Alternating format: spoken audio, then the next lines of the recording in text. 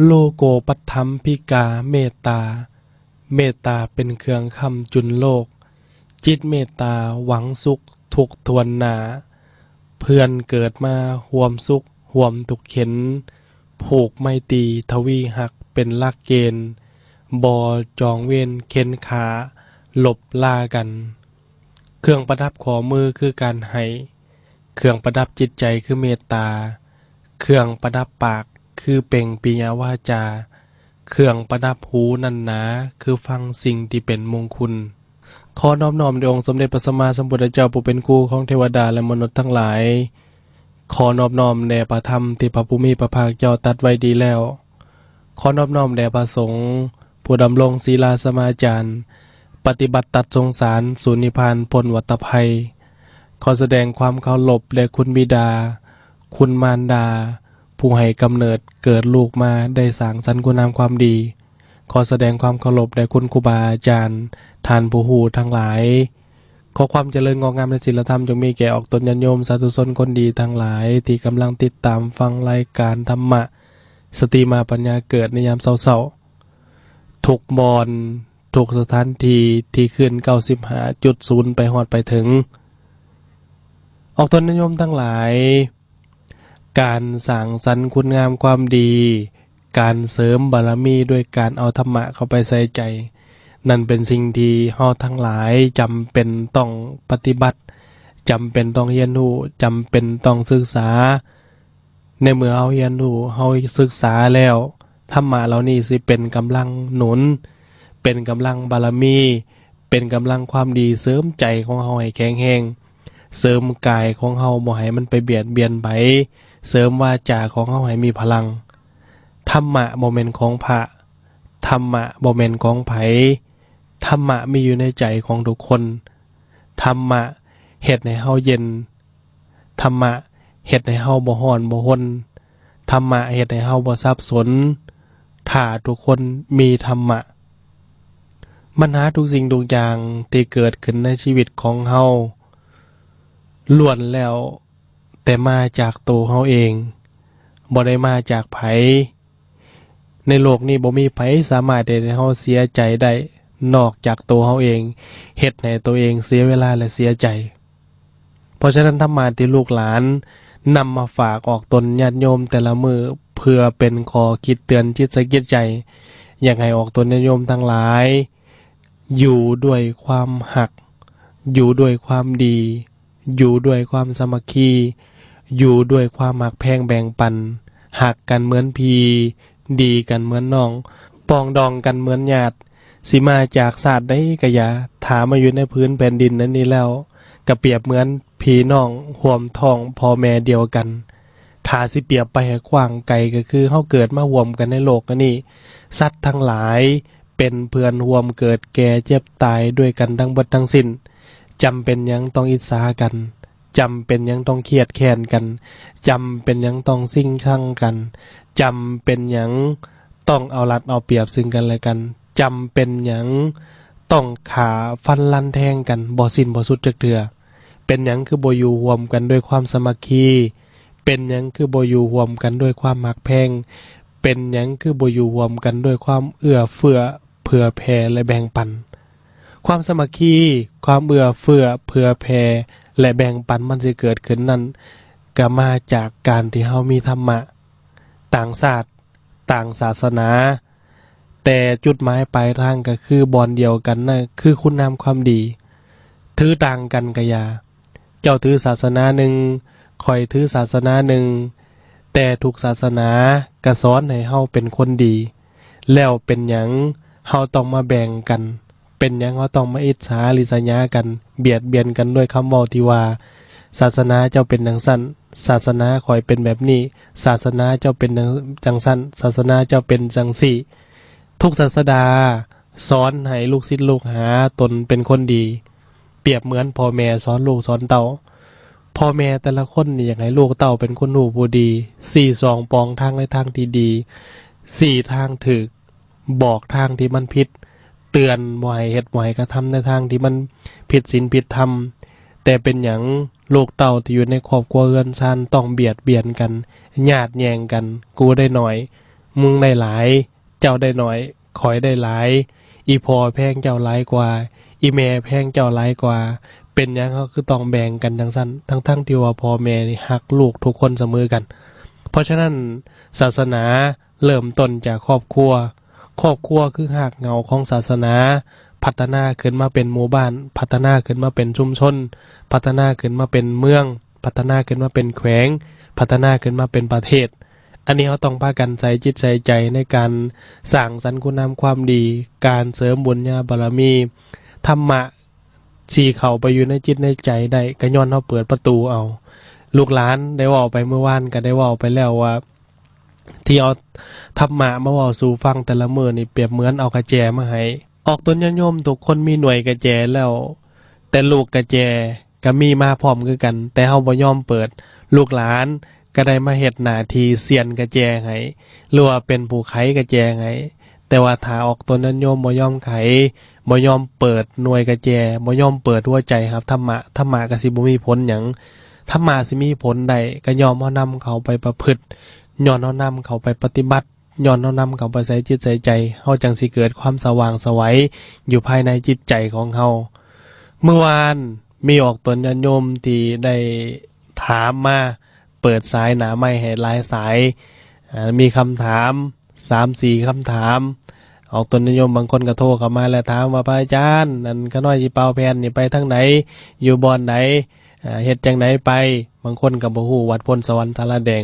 ผู้ใดอยากได้แผ่นก็สามารถติดต่อนำได้ที่อาตมาก็คือลูกหลาน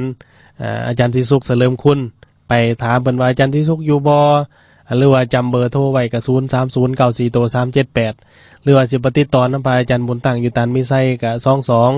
22602928ติดต่อได้ไกลทางใดก็ไปทางนั้นกันไก่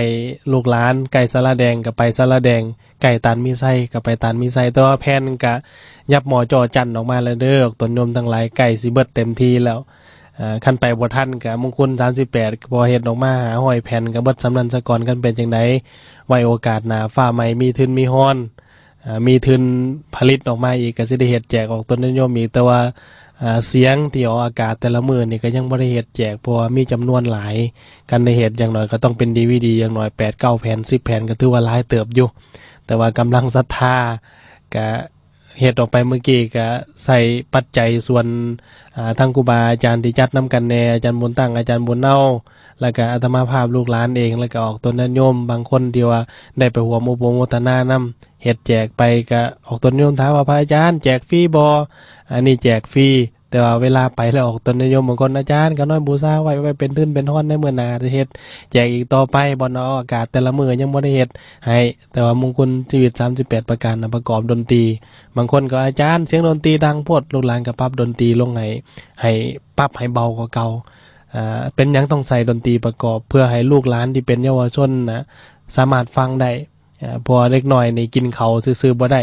กินข้าวในดอกยำข้าวซื่อๆบ่แซ่บต้องมีแจ่วจ้ำนำแต่ผู้ใหญ่เฮานี่ต้องยำข้าวซื่อๆก็อิ่ม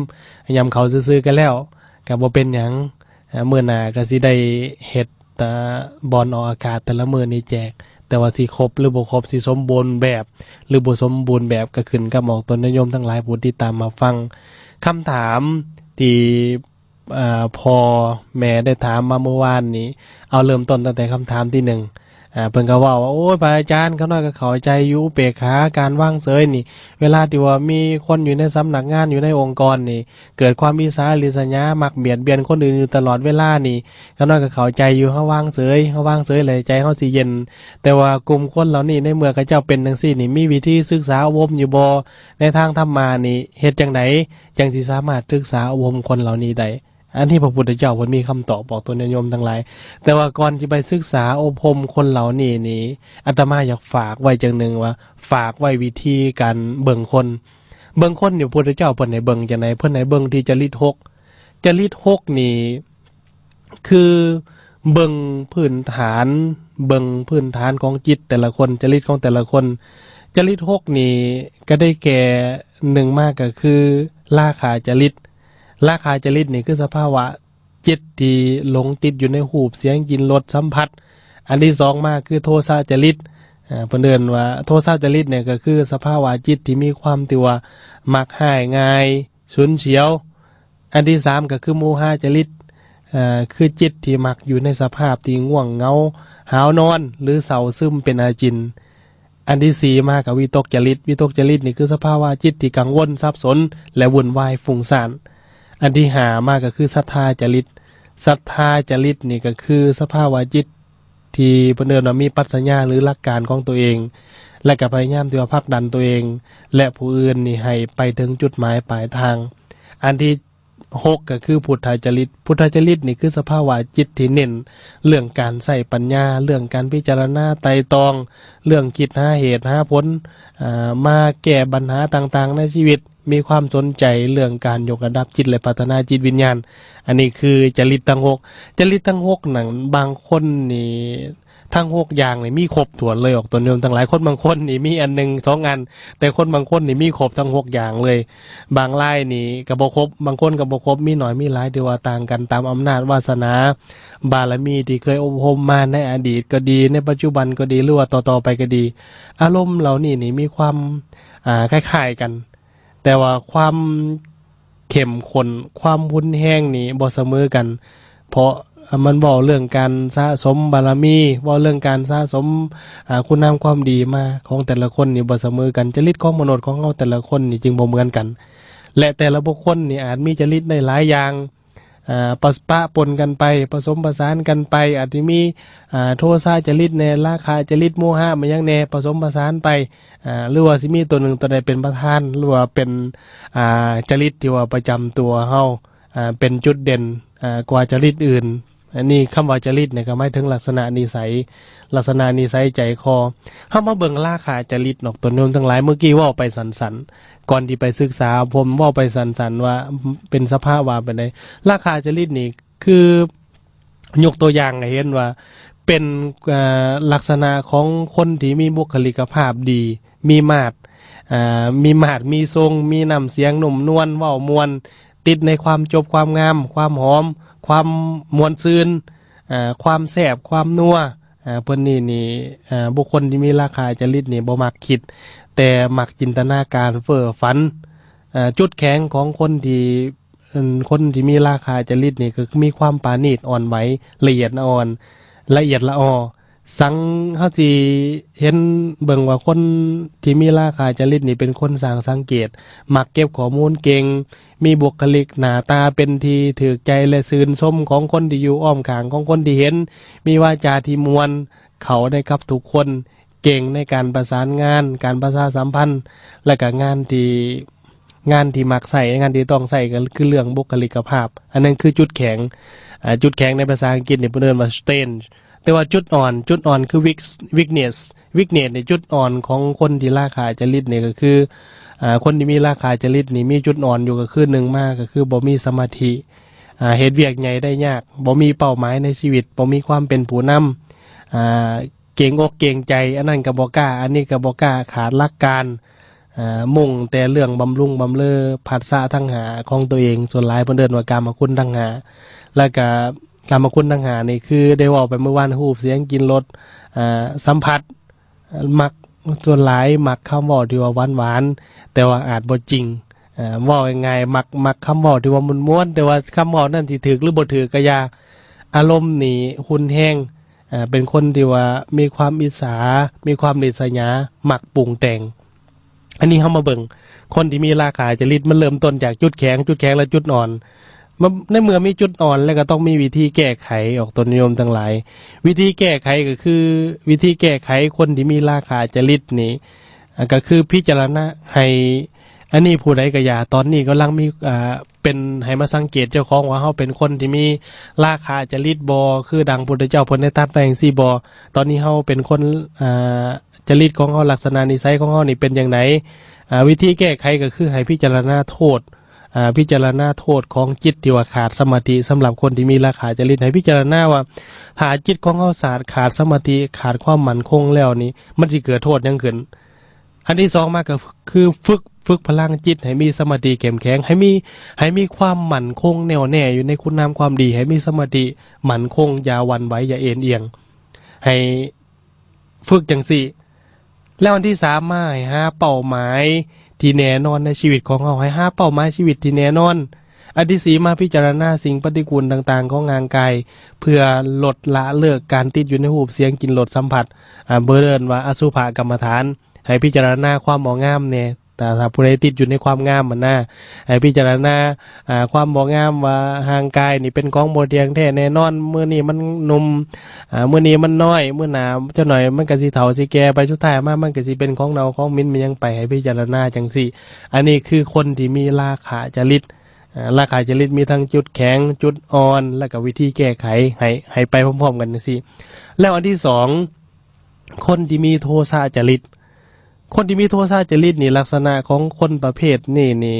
คือมีจิตขุ่นเคืองโมโหโทโสเครียดง่ายคาดหวังโลกนี่ต้องเป็นอย่างที่ตัวเองคิดเว้าโกงไปโกงมามักสี่ผิดสี่ถูกเจ้าระเบียบเคร่งครัดมีกฎเกณฑ์แต่งตัวนี่สะอาดสะอ้านย่างไว้แล้วก็ไปตามแนวที่ว่าได้ขีดไว้อันนี้คือลักษณะของคนที่มีโทสะจริตและจุดแข็งของ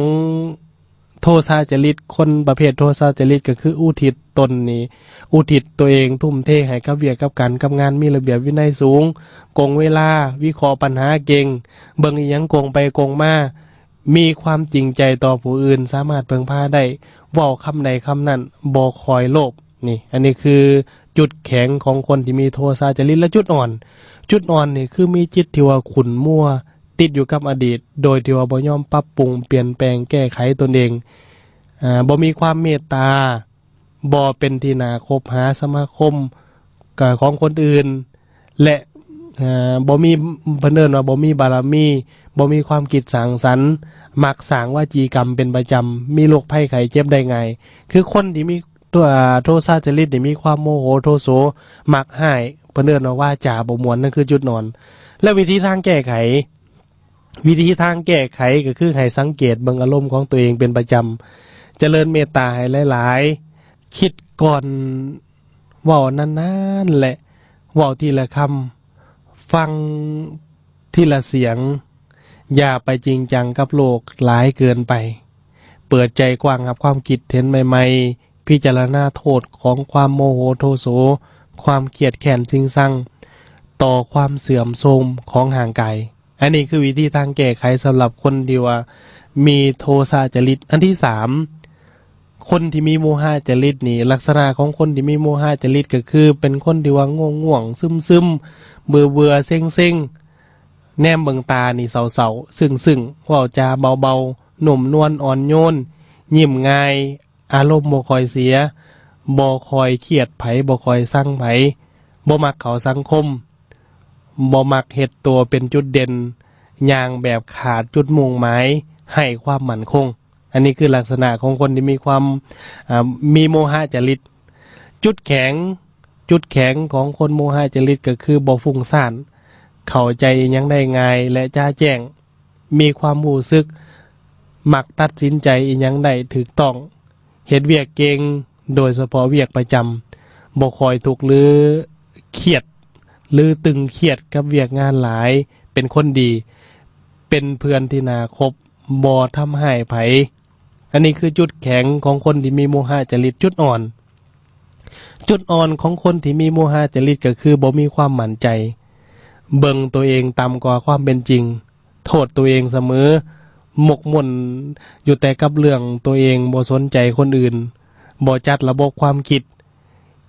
เฮ็ดให้เสมือนบ่มีความรู้บ่มีความเป็นผู้นำบ่มักสร้างจุดเด่นสมาธิอ่อนสมาธิสัตว์เมื่อง่ายอารมณ์อ่อนไหวง่ายๆแล้วก็ใจหน่อยอันนี้คือจุดอ่อนของคนที่มีโมหะจริตอยู่ในตัววิธีทางแก้ไขก็คือแก้ไขด้วยวิธีการตั้งเป้าหมายชีวิตให้จ้าแจ้งฝึกสมาธิสร้างพลังจิตให้เข้มแข็งให้จิตของเฮานี่ออกจากอารมณ์แห่งความเศร้าซึมทั้งหลายโดยพยายามที่ว่าต้องจับการเคลื่อนไหวของร่างกายสิเป็นการเล่นกีฬาบ่หรือว่าการแสวงหาความรู้และต้องจัดระบบความคิดของตัวเองสร้างความแปลกใหม่ให้กับชีวิตอย่าเฮ็ดอีหยังซ้ำซากอันนี้คือวิธีทาง วิธีทางแก้ไขสำหรับคนที่ว่ามีโมหะจริต4วิตกจริตคือมีลักษณะนิสัยที่เป็นคนที่ว่าน้ำไหลไฟดับความคิดนี่เพิ่นเอิ้นว่าความคิดนี่ตัวแบบกระจายฟุ้งซ่านอยู่ในโลกของความคิดบ่แม่นโลกของความจริงเบิ่งโลกในแง่ร้ายว่าคนอื่นนี่จะเอารัดเอาเปรียบกันแกล้งตนเองหน้าบึ้งบ่ค่อยยิ้มแย้มเจ้ากี้เจ้าการความถือตัวนี่สูงคิดว่าตัวเองนี่เก่งอยากรู้อยากเห็นไปทุกเรื่องพัดวันประกันมืออันนี้คือลักษณะของคนที่วิตกจริตเพิ่นเอิ้นว่ามีลักษณะนิสัยวิตกจุดแข็งของวิตกจริตก็คือเป็นนักคิดระดับที่ว่าดีที่สุดตัวยอดเยี่ยมคันว่าภาษาทั่วไปเบิ่งสิ่งใดก็อย่าทะลุปูโป่งเว้าภาษาบ้านเฮาว่าเบิ่งสอดเป็นนักเว้าที่เก่งจูงใจคนเป็นผู้นำหลายวงการละเอียดรอบคอบเจาะลึกในเรื่องรายละเอียดเห็นความผิดเล็กน้อยความผิดน้อยๆที่คนอื่นบ่เห็นจุดอ่อนของคนที่มีลักษณะวิตกจริตก็คือ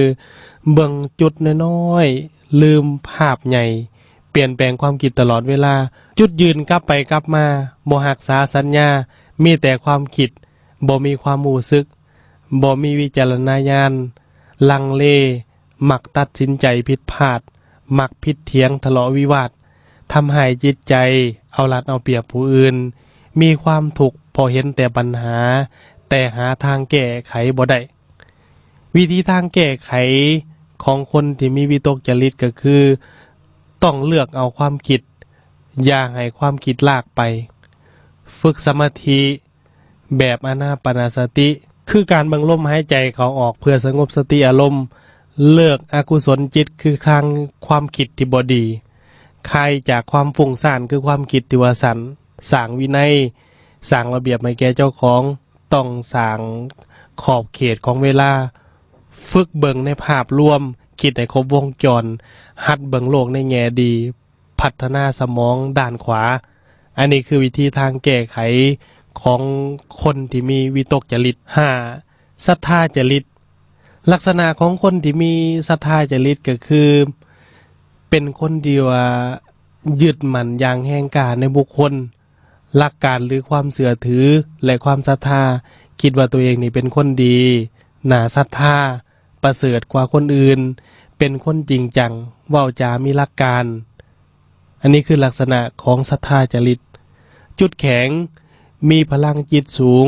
และเข้มแข็งพร้อมที่จะเสียสละเพื่อผู้อื่นต้องการเปลี่ยนแปลงตัวเองและสังคมไปสู่สภาพที่ดีกว่าเดิมมีพลังขับเคลื่อนมหาศาลมีลักษณะของความเป็นผู้นำจุดอ่อนของคนที่มีศรัทธาจริตก็คือ1มาเป็นคนหูเบาความเชื่ออยู่เหนือเหตุผล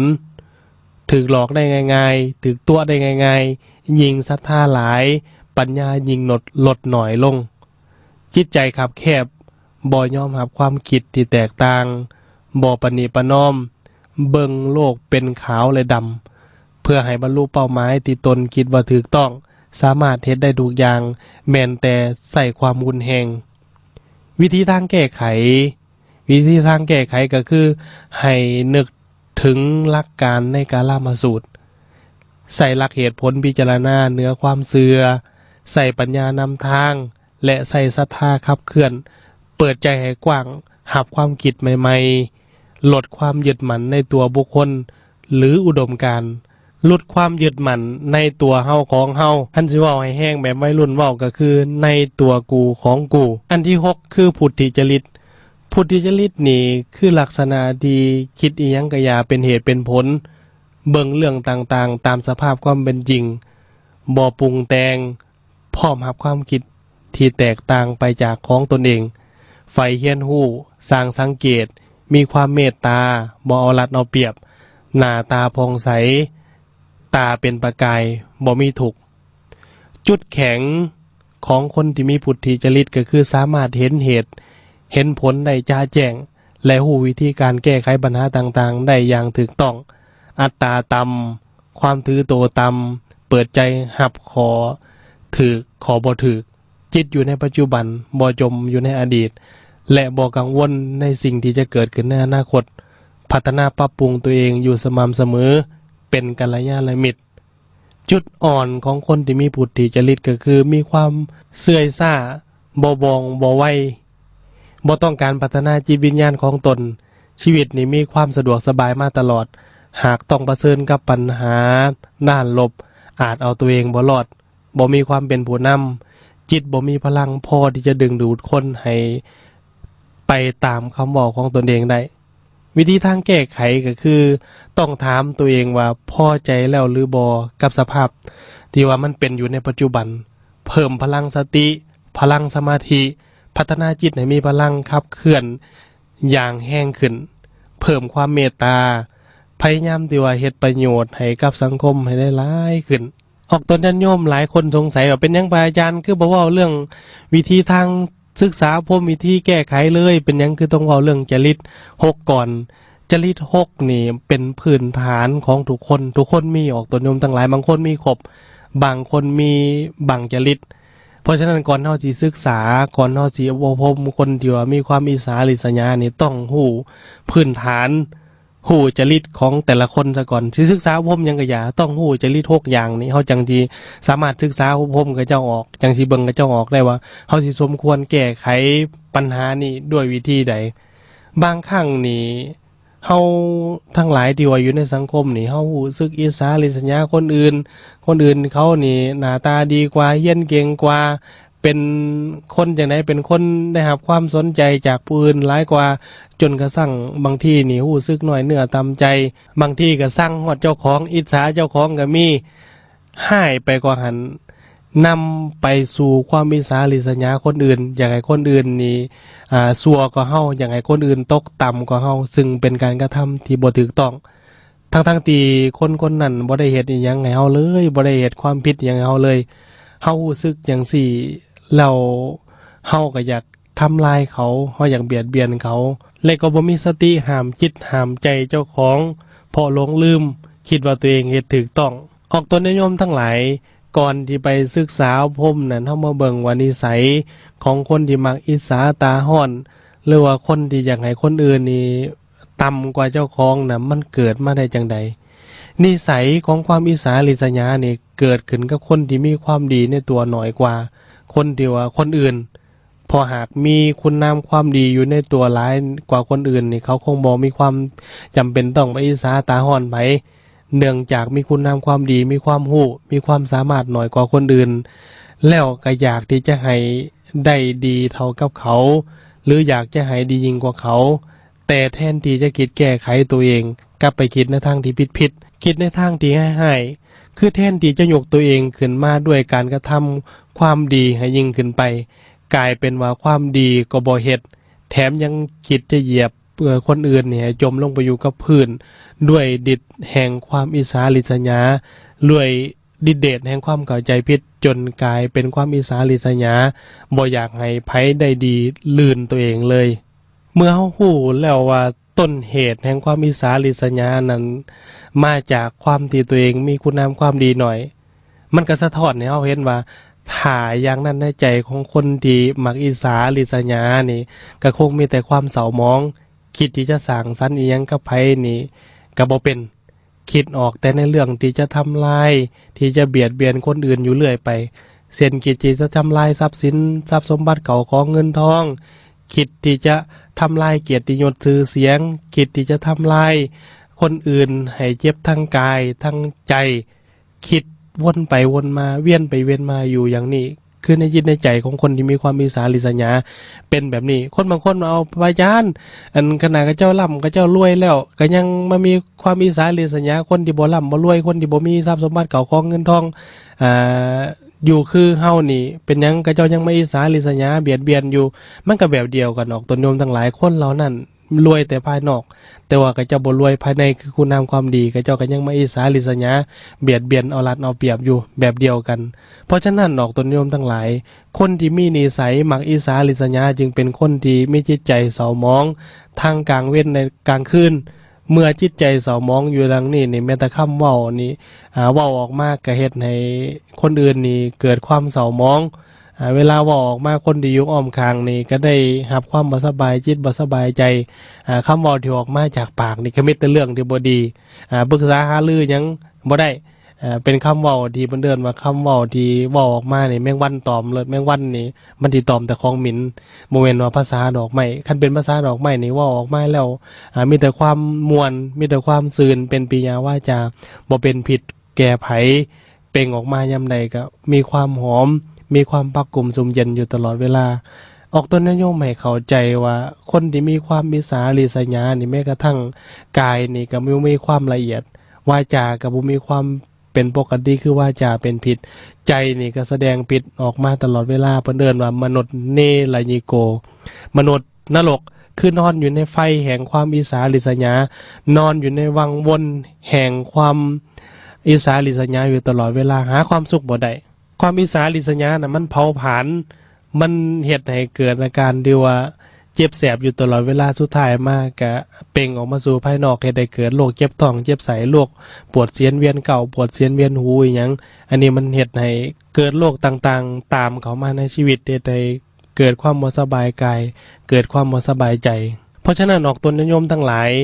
พวกเฮานี่อย่าได้เข้าไปใกล้อย่าได้ไปคิดอิสาริษยา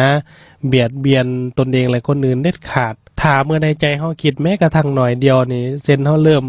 คิดอิสาริษยาคนนั้นคนนี้ว่าย่านได้ดีกว่าเฮาย่านจังซั่นจังซี่ขึ้นมาเฮาต้องฟ้าวเหยียบเบรก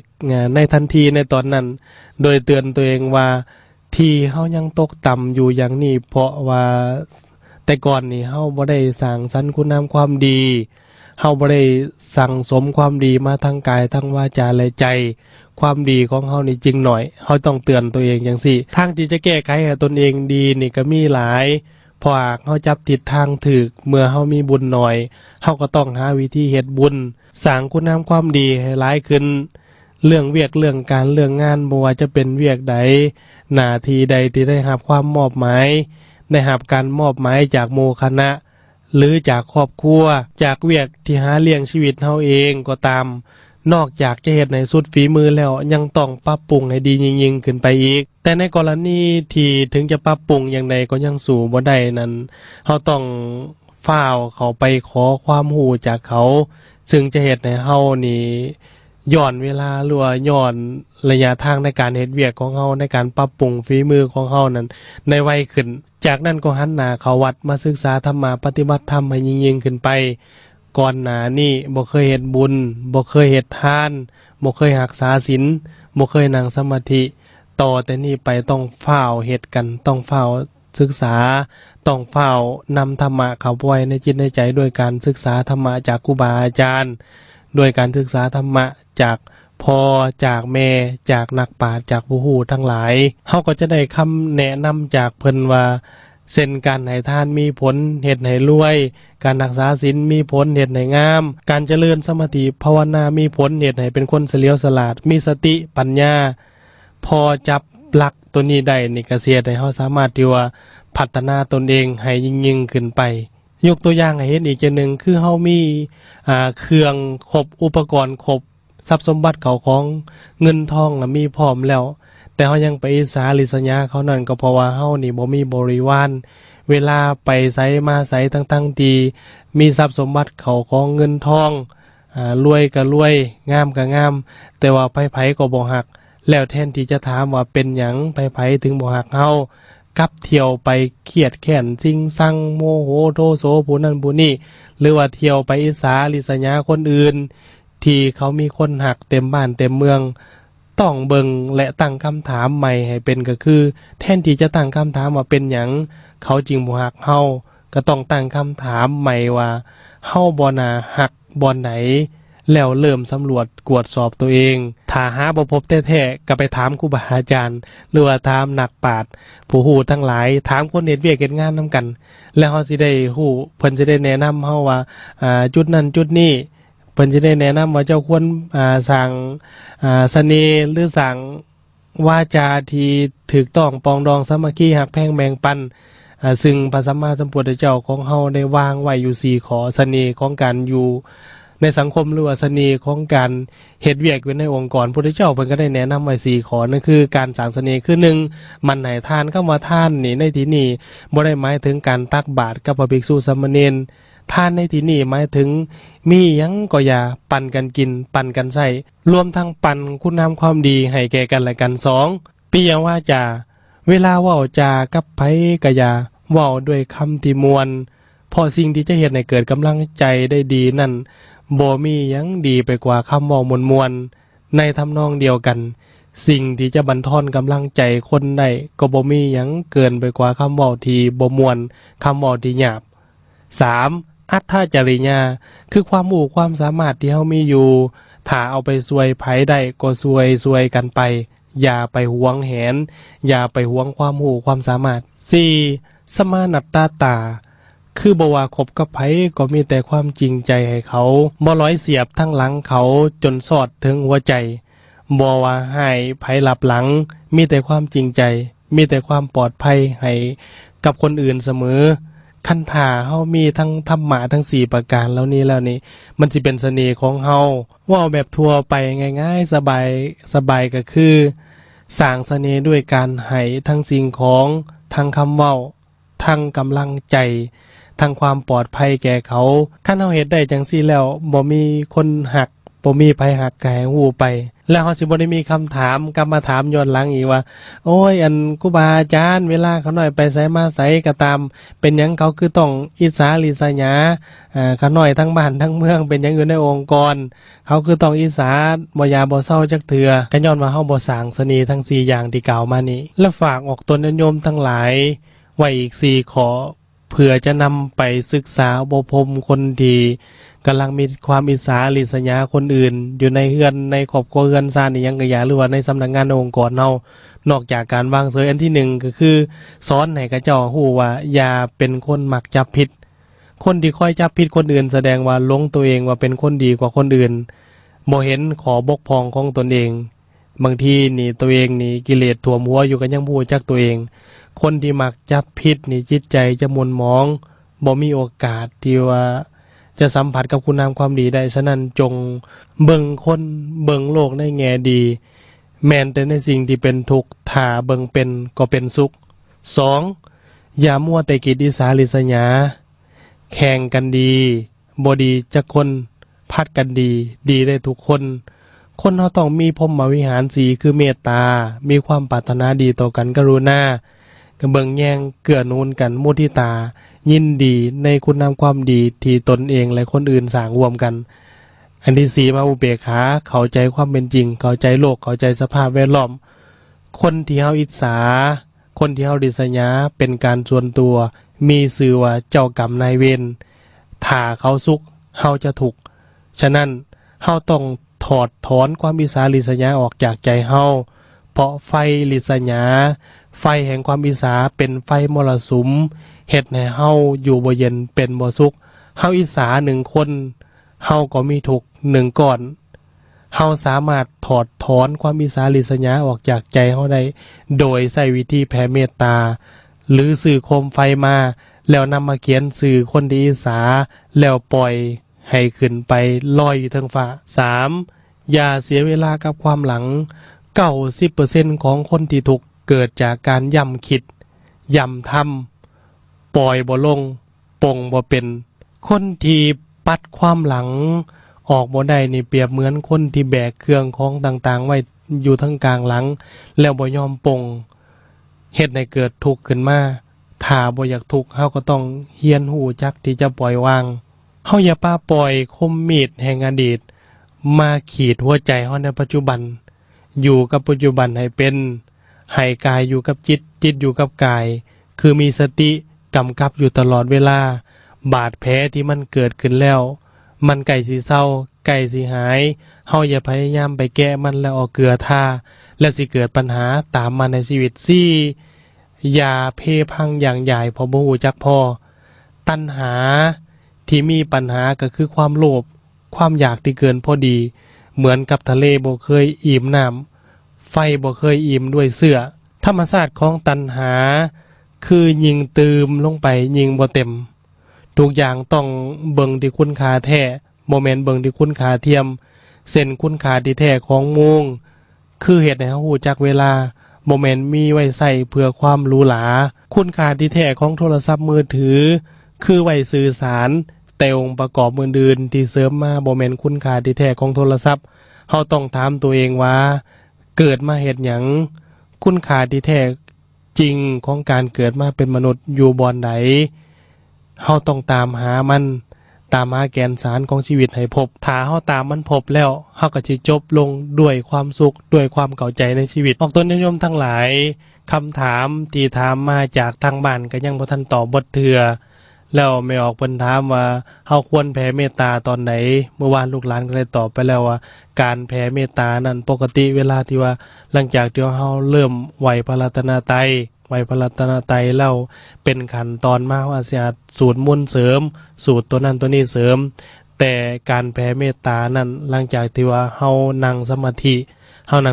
แล้วให้แผ่เมตตาหลังนั่งสมาธิมันสิเป็นพลังที่ว่าเฮาสามารถแผ่ไปได้ทุกทั่วสารทิศเพราะว่าจิตใจเฮาสงบจิตใจเฮารวมกลุ่มรวมก่อนแล้วพลังแห่งคุณงามความดีพลังแห่งสมาธิเหล่านี้มันก็สิแผ่ไปถึงญาติพี่น้องแผ่ไปถึงคุณบิดามารดาคุณครูบาอาจารย์เจ้ากรรมนายเวรทั้งหลายเฮาสามารถแผ่ให้ได้ทั้งคนเป็นและก็แผ่ให้ได้ทั้งคนตายได้พลังสมาธิเหล่านี้มันสิเกื้อหนุนเฮ็ดให้เฮามีความสุขเพราะว่าการสวดมนต์การฟังธรรมการแสดงธรรมการ